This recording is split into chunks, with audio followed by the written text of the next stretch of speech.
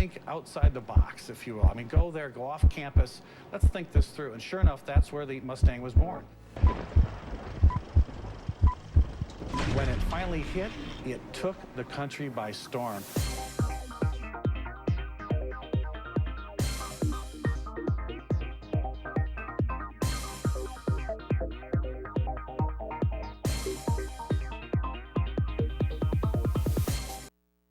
Hi everybody, and welcome to another edition of Cars in Context. I'm your host, John Clor.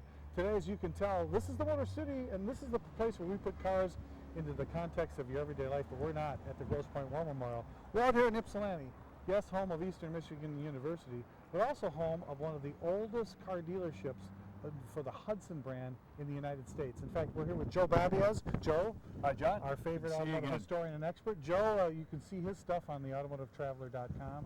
But today we're here to explore some of this rich history here in Ypsilanti. Now this old Hudson dealership, Joe, was actually part of the Ypsilanti Automotive Heritage Museum. That's right, John. So we're going to have to come back and do a second show on the museum, but today we want to take you into a little bit of Hudson history. Joe, what a fantastic place. It actually did start life out as a Dodge dealership. Early on in life, and then converted over in, I think, 1932 to a Hudson dealership. Well, that's so cool that they have an old dealership like that here, and then some of the history here, the fact that it was the last remaining Hudson dealership in the United States of America. If you guys had a Hudson, and I know in the Grosse Pointes a lot of those cars were knocking around back in the day, this was the place to get parts. So today we want to take you inside to see some of Detroit's rich automotive history here in Ypsilanti, and we'll talk to Bill Nichols, who's on the board of directors here at this wonderful museum, and we'll take you back into time. So let's step back in, Joe, and check out this wonderful history. Come on with us. Let's take a look. Okay, let's go. How cool is this? Hi everybody, and welcome back to Cars in Context. I'm your host, John Clor. Today, we're in Ypsilanti, Michigan, just down the street from Eastern Michigan in Depot Town. And we're at this really wonderful facility. We've got our friend Joe Babiasz. Hi, John. Our favorite automotive historian. Good to see you Joe's again. been on the show many times. Joe, this is going to be a lot of fun because we've I'm got excited. Bill Nichols. Bill, Yep. Thanks a lot for coming on to Cars in Context today. Bill is part of the Automotive Heritage Museum here in Ypsilanti and knows a lot about wonderful, wonderful history that we have here, right here in this building, especially about the Hudson Motor Car Company. This building dates back to the early 1900s, and we understood it started life as was it electrical? Yeah, it was an electrical generating plant, and it was a stamping plant, and eventually became an auto dealership in 1916. So 1916, it became one of the first Dodge dealerships outside of Detroit. Yep. So all you Eastsiders who used to get your Dodges and Plymouths at Raynal Brothers Chrysler Plymouth on Chalmers Avenue and Harper.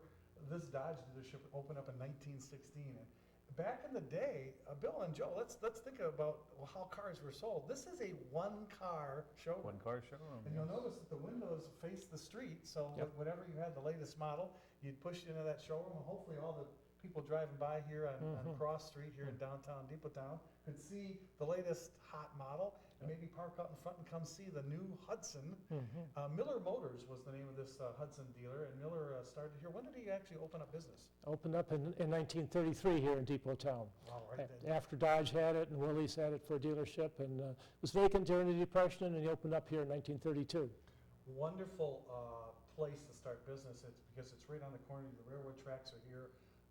He had a good facility that already served as an industrial area, so he can do service on these cars. And we're going to take you into a little bit of this Hudson history, because if you haven't really been studying up on this wonderful brand, it really was a cool car. Joe, it really wasn't, it was a premium brand back in the day. It was a premium brand. It was kind of a middle premium, maybe like an Oldsmobile. It was certainly several steps above the Chevrolet and Ford. Hudson, I believe, started in 1909, and their factory was in downtown Detroit on Jefferson Avenue. So it's an East Side company. It was on Jefferson and Connor, was it? Jefferson and Connor, yes. So they built them there, and the idea was on these cars that this manufacturer wanted something better than the low-cost basic car, something a little nicer, something that offered some engineering. The guys that ran Hudson, they weren't really, were they car guys? Well, some of them were, although the money guy was J.L. Hudson from the Hudson department store, and he wasn't really a car guy, but he financed the company, and their goal when they first started was to produce a car at about the $1,000 price range. Right, which is a big thing. Which was a big thing there. Yeah. So you folks that think, wait a minute, car. is Hudson related to the J.L. Hudson company? And of course they were as close as Eastland for us Eastsiders. And the answer is yes. I mean, that's where he founded his company. Now, you know, he made some really nice cars, and as we got through the Depression, he made this one. Bill, where did you get this vehicle? It actually was donated by a couple of car collectors here in town, Norma Weaver. It's an attempt to compete with Ford and General Motors. Again, it was mentioned that the Hudson was kind of the Oldsmobile level car, and to stay competitive, they in the 1920s had an Essex model out that competed with the Ford and General Motors, Chevrolet. Then after the Depression, in an effort to become more modern, they dropped the Essex line and brought out the terraplane line.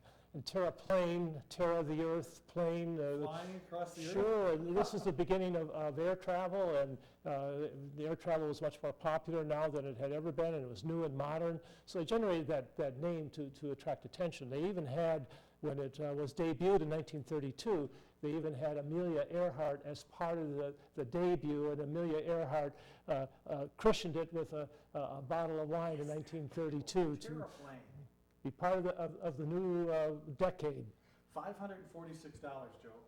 6-cylinder. Beautiful car. Suicide Suicide doors. doors, yes. And a lot of, kind of like a Ford look. It does have a Ford look, but it's very sleek, and it's kind of low. For a 1933 car, the roof line's pretty low. Excellent features, a beautiful, beautiful car. Most cars of this era were 4-cylinder models. So to come out with a 6 gave you that feel that you've got something. Premium car. Premium car, you got something better than the next guy. And of course, Terraplane, this is the coach model.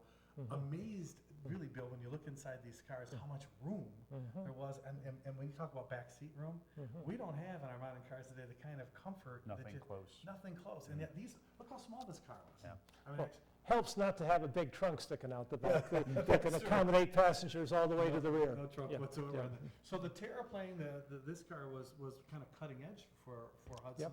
yep. Had to help put them on the map. Yep. Probably successful enough to get them to the next level. Yep. Now, when we talk about cars of this era, we know what happened in 1932. Ford came out with a flathead 8. Horsepower was a big deal. And then the car market kind of took off after the Depression. But let's see what else Hudson has. And Joe, there's a couple other models we want to look at today as well. Yeah, let's go take a look. Now we have a lot of nice, cool Hudsons to look at. One of my favorites, when you hear about the word Hudson, you always have the Hudson Hornet. Yep. And then a Hornet, to me, is like an angry, buzzing around, really something really cool. And this is a very special Hudson Yep, Hornet. it Bill. sure What do is. we have here? Yeah, it's actually on loan to us from the Henry Ford in Dearborn. Okay. It's a rather special car. It has a long, sleek line. It's a limousine built for the wife of the president of Hudson Motor Car Company. It does sort of represent the last generation of Hudson. The last generation of Hudson involved the Hornets that came out in 1948, and they were built until 1954. This particular one is a 1951 model. And it even has the initials of the owner on the back door here. And It's a very special looking. Joe, almost looking much like a Cadillac limousine.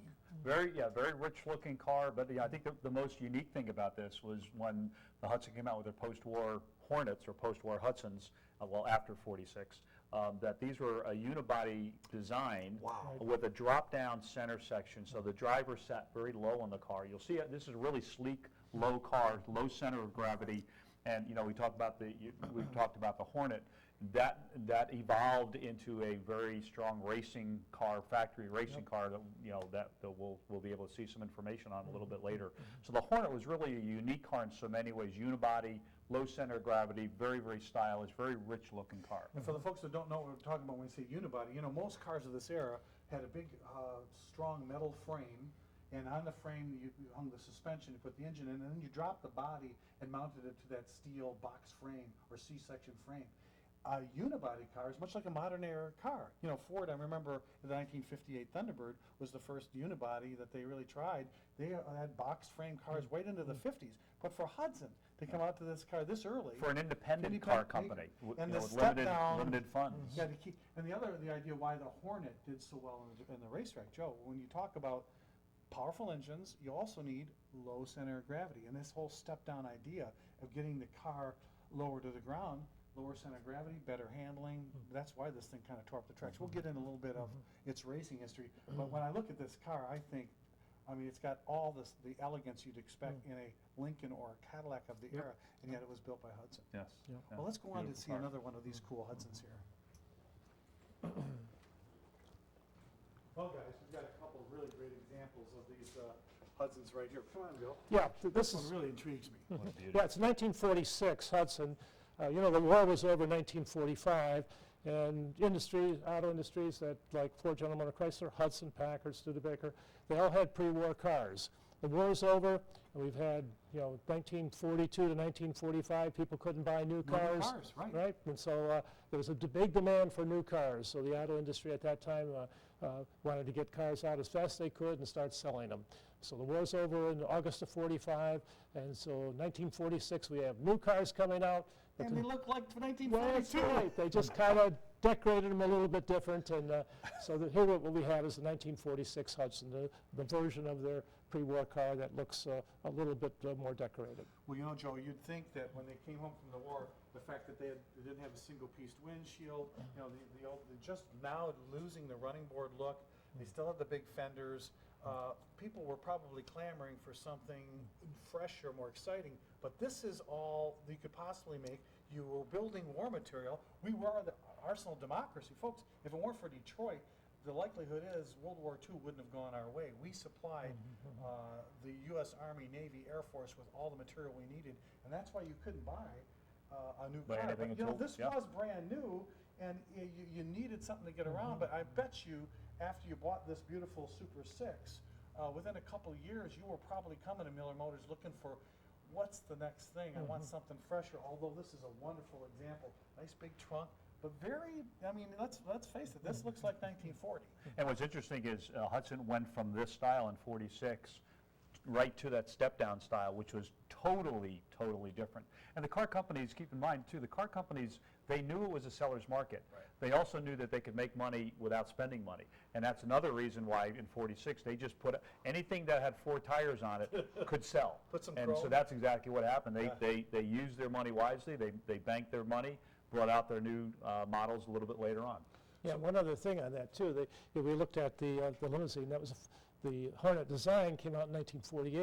Right. And that's really a year before Ford, General Motors, and Chrysler's their came out with their modern new style. designs after the war. So Hudson was in a hurry, and they did it. They got their new designs out a year before As the did Big Packard, Three. another independent had their new design, their bathtub design, come out in 48, a year before the Big Three did. Now, Bill, in the 50s, the U.S. automakers put a lot of money in their products, and then guys like Hudson had to really scramble. They had this wonderful Hornet. They were making headlines in racing, but the cars changed so fast between 1950 and 1960. Those 10 years took a hell of a lot of investment on someone. So was Hudson getting to that point where they had to struggle to stay competitive? with Well, there were folks? a couple of things about Hudson. They had the step-down design going from 1948 to 1954. And then to stay competitive, here they had a step-down design to stay competitive and have something like Ford, General Motors, and Chrysler. Right. It was really a major investment to make the switch from their step-down design to something new and different. In addition, they had the 6-cylinder, and by the 1950s, Ford, General Motors, and Chrysler had their V8s out. So Hudson was confronted with, we got to make a change in design to stay competitive because we got a 6-year-old car in 1954, and we have an engine that is a 6-cylinder engine, which is not what the people were looking for by the time we got to the 1950s. And then, you talk about having to change something really drastic. When we talk about this 53, what a difference. I mean, you're talking from just after the war to 53, a completely different design. Yep. Now, the Superjet, 4-door sedan, this was a $2,500 car, but Joe, you said it's more of a compact car when you look at it. Yeah, well, I think, Bill, you'll agree that Hudson did this to try to stay in business. They wanted a lower price, smaller car, and this was a smaller version of the Hudson. It does look a lot like a 52 to 54 Ford. Bill, don't you think a little bit like the early With days? Oldsmobile My taillights. 53 Ford, I put Oldsmobile taillights on my 53 Ford, and it looked just like this. And it's my understanding this was a way that Hudson was trying to stay alive. And Hudson has a history of that. I mean, they did the Essex in the 1920s, which was a lower price competitive car. They came out with the terraplane in the 1930s to stay competitive, and so they had that history, so it's somewhat logical they try it again and come out with something new called the Jet. And this car was produced for only 2 years, though, correct? Yeah, 53, 54. And they sold about 35,000 units total. Yeah, and I was told that, you know, the way it worked is that Hudson sales stayed about the same, but the growth of the Jet car sold more and more, which was the lower price, less profitable car. So it was really designed to help save the company. But it in had the the end, reverse effect. the They made cash less flow- money with 2 cars instead of one. The cash flow in the end wasn't as good as it was before. Now, here's something for you Hudson fans to really try to understand that even this little car, Joe, which you said kind of a compact car, had the reason it was a superjet. It had that twin H-power engine. Yes. So you had factory dual carburetors. This thing it made 114 horsepower. And this is out of their small 202 cubic inch engine, yeah, not the 308. Yeah, so you can imagine, so when you bought this little Hudson, the Superjet, you have that air of performance. I got the twin carbs on this thing. You know, you weren't buying a car that just putted along down the road, even though it was a smaller car. Well, to give you an idea, you know, this had 114 horsepower. The 53 Ford, a full-size Ford, had 110 with their flathead V8. Wow. This car would run rings around it. This car performed substantially better in performance than you'd get out of a V8 Ford, Right. because it was smaller, lighter, more with horsepower, higher horsepower. The same old adage of performance. You put a lot of great power into a smaller package, and you don't have that weight to roll around. And that's why these you didn't see too many folks that were disappointed by buying a little Hudson, because Hudson had a certain air about it. I mean, and I think when you look back on this, Bill, it's a lot of it had a lot to do with the racing heritage of these cars. Oh, sure. Yep. But Joe, there was more to the racing story. Racing comes from engineering, and when we talk about Hudson, folks, we're going to take a little piece of the Hudson history you and I didn't even know about, and that was its part in the arsenal of democracy. Let's go check out this big Let's old do it. engine. All right, whenever you're ready. Well, guys, this is one of the big surprises when you come down here to the Automotive Heritage Center here at Ypsilanti, and to see a part of Hudson history that I, even as an automotive buff, didn't know existed. And I know, Joe, when we first saw this massive engine, we said, Incredible. "What is this? It's so incredible." Bill, Yep. we had no idea these guys had played such a role in the war. What is this? Well, you know, after the last cars produced, domestic cars produced in the United States, and that was 1942 models. And when the war broke out, December 41, everything shut down. We had no more new cars produced, and the industry made a transition from making cars to building everything for the war. And Hudson's major contribution to the war was the construction of this engine. It's a 6-cylinder engine, and it's got to be 5 or 6 feet long. And what amazes me is, you know, we talk about the 429s and those engines that are out. This is a 1,000, almost a 1,000 cubic inch engine and a 6-cylinder engine. It just amazes me, the size. Must have pistons this big. It Yes. says the stroke on these, the bore is 5.5 5.5 bore. inches. It's a coffee can to most of us, and a 7-inch stroke. Oh my gosh. A 7-inch stroke on this monster. Now, what would you possibly use? Well, it was built, that's the question. Where would you need a brute like this? I mean, and let's face it, Bill, 754 foot-pounds of torque at only 1,400 RPM.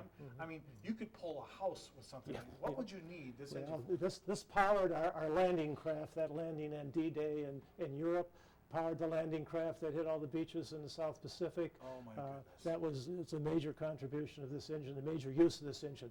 There's also a substitute engine. Packard made most of the engines for PT boats, but it was a substitute engine for PT boats also during World War II. Oh, interesting. So it wasn't just a matter of power and having the torque to get through the waves and get those landing craft hitting the beaches, but you also need something that's dependable. And these Hudson engines, you know, they had the racing heritage.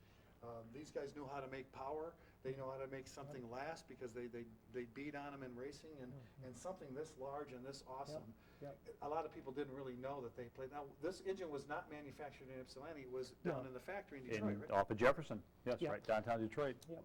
That's Yeah, all I know. our focus at the entire museum is Ypsilanti history, and part of it is the Hudson dealership and therefore the Hudson heritage. But yeah, this was built in Detroit on Jefferson Avenue. And how many of these engines do you think they built for? Yeah, I and don't how the think landing crafts. I mean, you're talking the ones we see on TV. Yep, right. Yep. This thing Those are the powered, ones. unbelievable. I think they made about 4,000 Of of these these engines, if I'm not That's mistaken. incredible. Yeah, I mean, amazing. When you think about the power that it says in this technology, think about it. Many of these engine parts it says were made of aluminum, Which is unheard of way back when. Well, but when you think about it, Bill, you needed not only the power, but you needed that weight to be done, right? So Yeah, sure, yep. It's hard to imagine. Well, speaking of that performance, let's go back and kind of look at the kinds of things that got Hudson into being able to make good power and how they marketed themselves that way with a little bit of their racing history. Let's go back into the old Miller All right, dealership. let's check take a it out. look. It's really going to be awesome. Well, guys, we're here back in the Miller Motors Hudson dealership. But when we came through here first, Bill showed us something, Joe, here that was very special. Bill, where did you come across Yeah, this? we've got this late 1940s Hudson race engine, and I brought it in here and showed it to Joe, and Joe, you looked at that, and you unloaded on me. I took one look at this. This is a really interesting piece of race history. This is the 7X motor that Hudson came up with as part of their factory racing. What's interesting is you'll notice it has dual carburetors, pretty much unheard of on any production car. The 7X motor was an option you can get either from the factory with a dual carb, or you can get a Super 7X motor at your parts counter. What I find interesting is that you've got really big valves, intake and exhaust valves here, and a relief, they call a relieve block. And these are the earliest factory headers that I've ever seen on a car. I've never seen a factory car actually this is probably a 51 or 52 having factory headers on this thing.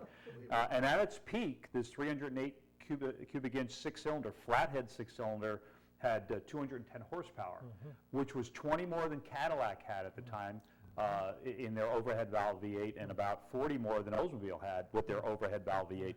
This was a killer on the track. It absolutely ruled NASCAR, and I think in 52 or 3, they won about 37 of 43 races or something like that. And then this I really find interesting. This is their severe use package, which you would order or get from your parts counter. And this, the package included a racing camshaft, heavy duty spindles, a heavy duty ring and pinion, your exhaust header, the heavy duty axles there, wheels, and heavy duty brakes. And you would just go to your dealer. You had your Hudson, you wanted to race. You would go to your dealer parts counter here, go to Miller Motors, and for a mere $385, you bought that, and you were the fastest guy in town. Let's tell them, though, this is way ahead of what you might think of racing operations at either Ford, General Motors, or Chrysler. These guys, and here you're dealing with a six-cylinder engine, putting out this kind of power that was making more power and winning more races than the eight-cylinder engines of the big three. Absolutely. This is why, when you think about Hudson and you think about how they made hay and how they made their name out there, Bill, winning at NASCAR had to be something that kept this dealership here busy in Ypsilanti. I remember going to Detroit Fairgrounds and watching the 250-mile races at the state fairgrounds. And when you pointed out that spindle, I remember race cars going into turns at the State Fair mile track breaking spindles. They weren't Hudsons. That's right. That's right. I mean, Hudson had it together. They had a complete racing package. It wasn't just the engine. Right. It was the engine. It was the braking. It was the axles. It was the whole package. All those go-fast parts that today Mopar would be doing, GM Performance Parts, Right. Ford Racing, that takes the engineering staff, say, okay, listen, if we're going to go compete with these cars, what pieces do we need to give the customer that we could buy at our dealerships? What pieces do we need? And these guys were doing it way before the rest of the world. It was really kind of amazing. Now, when you talk about coming to your dealership to buy parts, when you talk about Michigan and Hudson, this dealership, this Miller Motors, he was, after the Hudson Motor Car Company went away, he really wanted to serve all the Hudson owners right through this parts counter. And so, Bill, what was the story with the Miller family? How did they get all those parts? Yeah, well, Dad Carl Miller opened the dealership, as we said before, in the early 30s. And son Jack was born in 1939. Okay. And by the time Hudson was going out of business, they built the last original Hudson in '54, and they joined Nash Calvinator. Okay. And they were in business till '57 selling cars here. But then son Jack, when Hudson's went out of business, son Jack scoured all the Hudson dealerships around and bought parts that other Hudson dealerships didn't need. And stored them back in the parts room here, and Jack sold Hudson parts for Hudson cars here after Hudson closed Right. in 1957, continuously through the 60s and 70s and up into the 80s. So the owners of Hudson cars soon realized that when all their dealerships went out of Yeah. business, they wanted original parts. They were starting to, word of mouth probably, through Yeah. the clubs. Through the clubs. All right, and then say, listen, there's a guy in Ypsilanti, Miller Motors, that he's got these parts, and it was probably a mail order business, or could you just walk in here and buy? Well, you could walk in and buy, but most of the buyers were, Jack would tell me that he would get telephone calls from somebody in Australia in the middle of the night Yeah. because it was daytime in Australia, looking for a Hudson part and wanting a Hudson part. So much of it was mail order because most of the demand was outside. But yeah, sure, local people from southeastern Michigan could come in right to the parts counter here in 1960s and 70s and buy their Hudson parts. Okay, now, eventually you can't, I mean, that's a finite number of parts. The service parts, Joe, you know how that works. Those are the ones that go first. And when you're finished, you're finished. And then when the OEM, the NOS stuff goes away, as far as you know, Bill, does anybody make reproduction parts? Or I mean, what happens now? See, I bought this wonderful terraplane. What happens now if you're a Yeah, Hudson? not being a Hudson collector, I've never shopped for Hudson parts, but I expect they're out there because they seem to be out there for everything else. But the last Hudson parts got sold out of here. Okay. Jack Miller finally sold off his last bit of collection of Hudson parts, and he just left here within the last month. I'll be Oh, wow. darned. Yep. I'll be Oh, darned. interesting. So the collectors, it's still, those Yep. parts are still in the collector's hands. You know, Yes, we yep. noticed in his office, he's got that really old roll-top desk, and he does have a big safe. In a lot of these old dealerships, you'll see the safe Yep. in the office. Joe, there was a sign on the safe you thought was pretty funny. Interesting, it says, yes, no cash left overnight. Yes, so just if you folks wanted to. So don't sneak in come in looking the for any dark money, night, you're not it's gone. All these artifacts here, Yep. Bill, were these all part of the dealership, or did the museum folks go after some of this collection? No, they're all part of the dealership, and when the museum got created in 1996, the museum got created, and Jack sold the dealership and all the memorabilia that was here, and all the original table, desk, and safe, and all that went as a package Okay. to create the auto museum. So now, is there a club that actively comes in and gets involved with the Hudson brand? I know you Oh, guys sure. have a wonderful Yep. show in Ypsilanti, the Orphan. Orphan Car Show, we just had it in September. Now, Yep. is it just down the street here at the Yeah, park? it's just down in the park about, a block down, yes. Now, if you folks have never been to the Orphan Car Show in Ypsilanti, you're missing That's something huge. fantastic. The brands that you may not even know exist, there are people that still love them, own them, and drive them. Most of Yep. these cars are driven here to the park. Yep. And everyone gets to have a day where they talk about these wonderful brands. You probably wouldn't see them in a typical car show. Yeah, people come from all over the country and bring their cars. We had an entry this year from Nevada, Kansas, and typically we do get entries from Minnesota, Wisconsin, Illinois, Ohio, Pennsylvania, New York, because that's a rather short drive. But yeah, it's become a real known national show. So the folks that own Hudson's, they know about this place. Yep. This is kind of like their home.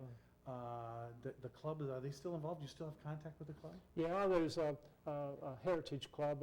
It's called the Hudson Essex Terraplane Okay. Historical Society.